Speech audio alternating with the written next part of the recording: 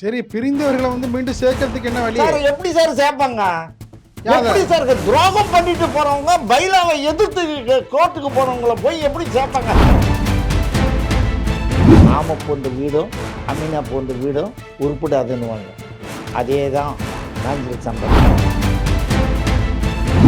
இருந்தா மட்டும் வந்து நாஞ்சில் சம்பத் வந்து நாஞ்சில் மனோகரனுக்கு இணையானவர் சொல்ல வேண்டியது. சார் நாஞ்சில் மனோகரனுக்கு இணையானவர் சொல்ல வேண்டியது. நாஞ்சில் மனோகரனுக்கு இணையாவானா? தூசிக்க ஆக மாட்டான் சார். அப்படிதானே வந்து உங்க கட்சியில் இருந்தப்ப சொன்னீங்க எல்லாரும். சார்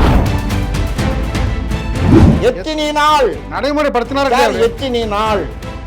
500 நாள். நீ முதலமைச்சர் 500 நாளா 5 நாளா முதலமைச்சர் தானே? ஓபிஎஸ்ஸையோ இல்லை வேற சசிகலாவையோ இல்லை வேற டிடி தினகரனையோ வேற யாரையாவது நீங்கள் கட்சியில் சேர்த்துட்டீங்கன்னாக்கா என்ன ஆகும் தெரியுமா? எம்ஜிஆர் போட்ட பையில உடஞ்சிடும்.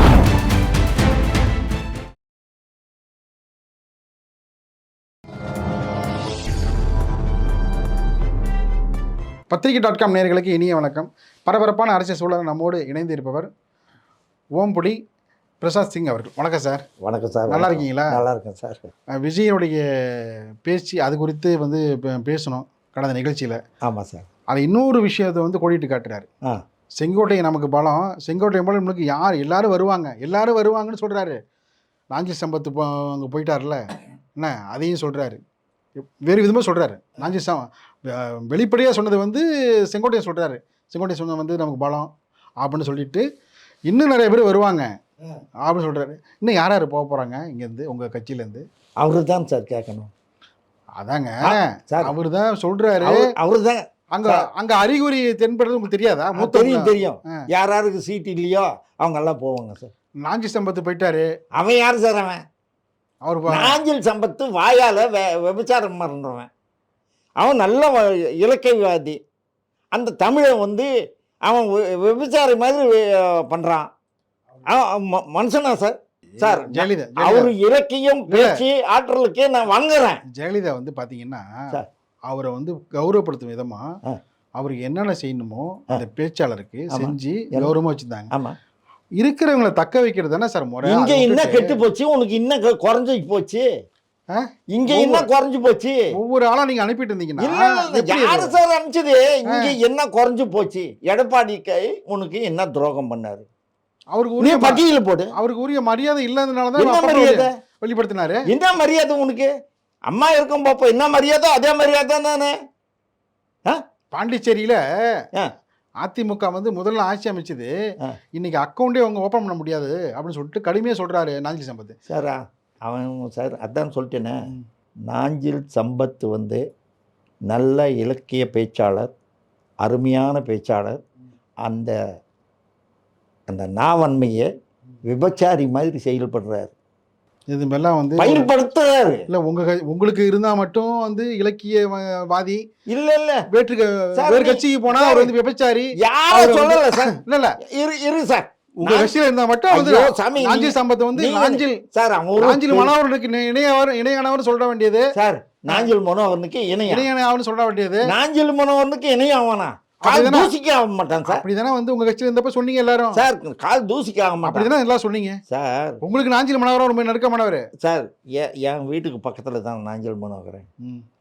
மூக்கத்தால் ஸ்ட்ரீட்டு கட்சியினுடைய துணை பொதுச் செயலாளராக இருந்தவர் நாஞ்சில் மனோகரன்.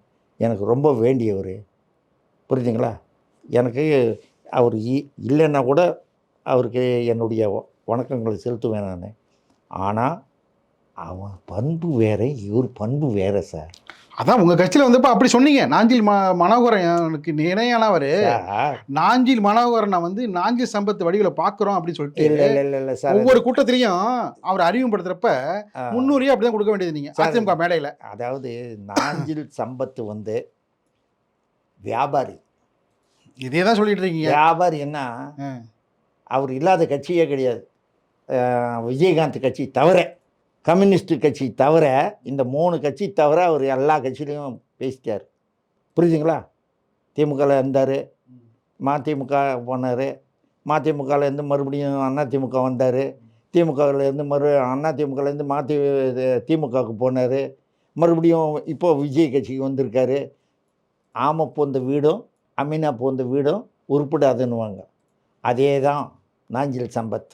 ஒரு பக்கம் வந்து வலிமையான கூட்டணி, இன்னொரு பக்கம் வந்து கூட்டணியே இல்லாம இருக்கீங்க. எந்த பலி இல்ல பாஜக மட்டும்தான் இருக்கு. வேற யார் சரி வேற யார்கிட்ட பேசியிருக்கீங்க? யாரை கொண்டு வர போறீங்க? சார் பேசி பேசி எலெக்ஷன் முடிஞ்சிடும். எல்லாம் ஒன்றும் கிடையாது.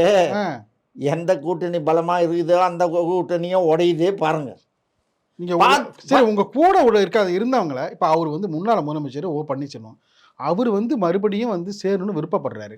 அவர் வந்து பார்த்தீங்கன்னா வச்சுங்களேன், இப்போ ஏற்கனவே 15ஆம் தேதி கெடு கொடுத்துருந்தாரு. இப்போ என்ன பண்ணுறாரு, கட்சியோட நலன் கருதி நம்ம இருந்த கட்சி நம்ம தனியாக வந்து பண்ணக்கூடாது அப்படின்னு சொல்லிட்டு 24ஆம் தேதி ஒரு வச்சுருக்காரு. இன்னும் 24ஆம் தேதி என்ன முடிவு பண்ணி போடுறது சார்? அவர் ஒரு அதிரடி முடிவு எடுத்தாருன்னா அது வந்து எலெக்ஷன் டைமில் பாதிக்காதா உங்களுக்கு? சார் நான் ஒன்று சொல்லட்டுமா? அதிமுகவில் எம்ஜிஆருக்கு செய்த துரோகங்கள் நிறைய. சரி, அதிமுக தான் முதல்ல ஆரம்பித்தார். அந்த அதிமுகவை இருக்கக்கூடாதுன்னு சொல்லிட்டு அதிமுகவில் இருக்கவங்க 4 பேர் வழக்கு போட்டாங்க. வழக்கு போட்டதுக்கு அப்புறம் அது தலைமை நீதியரசு தேர்தல் கமிஷன்லேருந்து ஒரு சுற்றறிக்கை வருது. புதுசாக ஆரம்பிக்கிற கட்சிங்க வந்து தேசிய லெவலில் இருக்கணும்னு டக்குன்னு அவர் தலைவர்கிட்ட இந்த பேப்பரை வந்தோடனே கோர்ட்டில் அஃபிடேட் போடுறாரு. ஐயா அதிமுகன்றது வேணான்னு சொல்கிறாங்கள, நாங்கள் நித்திடுறோம், அந்த அதிமுகன்னு சொல்ல மாட்டோம், அனைத்து இந்திய அதிமுகன்னு நாங்கள் வச்சுப்போன்னு சொல்லிட்டு சொன்னாங்க. அவங்களுக்கும் எம்ஜிஆர் நல்லது தான் செஞ்சார். யாருக்கு தெரியுமா? வி.டி. விஸ்வநாதன். காமராஜரை தோக்கடிச்சாரு யாரு? விருதுநகர் சீனிவாசன், கோவை செழியன், இவங்கெல்லாம் சேர்ந்து கேஸ் போட்டவங்க சார். இவங்கெல்லாம் நல்லா இருக்காங்க சார் இன்னைக்கு. அவங்களையும் எம்ஜிஆர் பழி வாங்கலை. அதே போல் ஒரு உயர்ந்த ஒரு பண்பை, ஒரு உயர்ந்த ஒரு எல்லாரையும் வந்து அப்போ அரவணைக்கிற ஒரு பக்குவத்தை எடுத்துக்க வேண்டியதுதானே சார்? அவர் செஞ்சது ஒன்றும் இல்லை சார். பைலா என்ன சார்? அதிமுகவினுடைய பைலா என்ன சொல்லுங்கள்.